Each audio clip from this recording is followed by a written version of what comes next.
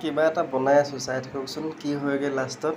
প্ৰথমে নেমু চেপি ল'লোঁ, হিচাপে মাছো ফ্ৰাই কৰা আছিলে, মোৱা মাছ অলপ হাফ ফ্ৰাই কৰিছোঁ। পিঁয়াজ জলকীয়া অলপ ফ্ৰাই কৰি ল'লোঁ ধুনীয়াকৈ, আৰু তাৰপিছত আদা অলপ পেষ্ট কৰা আছিলে, সেইটো দি দিলোঁ, দি অকণ ফ্ৰাই কৰি ল'লোঁ, আৰু চেপি থোৱা নেমু পানীটো ইয়াত ধুনীয়াকৈ বাকি দিলোঁ। মানে মাছৰ টেঙা জোল বনাম আজি দেই। আছিলে টেঙা জোল হৈ আছে আৰু দেই, একদম এইখিনিতে পূৰা উতলিব দিম ধুনীয়াকৈ। উতলাৰ পিছত ইয়াত মাছ দি দিম, মজা লাগিব আৰু দেই। ইয়াত দেখিছেনে, নেমু টেঙা চেপি দিছিলোঁ যে উতলি আছে, আৰু ইয়াত এতিয়া মাছ দি দিম ইয়াতে। মাছটো মই ভাজি থৈছিলোঁ দিনত ধুনীয়াকৈ, অলপ আধা কেঁচাকৈ ভাজা আছে, সম্পূৰ্ণ ভাজা নাই। এতিয়া মাছটো ইয়াত দি দিম, মাছটো দি দিলোঁ। অলপ বনাইছোঁ, বেছি বনোৱা নাই টেঙা জোল।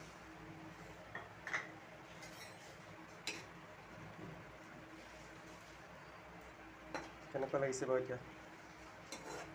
ভাল হৈছেনে? পাৰিছোঁনে বনাবলৈ জনাব দেই। ট্ৰাই কৰিছোঁ ঘৰত, মাইক সুধি লৈছোঁ কেনেকৈ বনাব লাগে, তাৰপিছতহে বনাইছোঁ, নেজানো বনাবলৈ। কেতিয়াবা বনাওঁ, পাহৰি যাওঁ, সেইকাৰণে পাহৰিলে মাইক সুধি লওঁ আৰু। টেষ্টটো কেনেকুৱা লাগে পিছত জনাই আছোঁ। এইটো পদিনা পাতটো ইয়াত দি দিম এতিয়া, আৰু শেষত ভিডিঅ'টি কেনেকুৱা লাগিল জনাব। যদি ভাল লাগিলে পেজটো ফ'ল' কৰি ল'ব।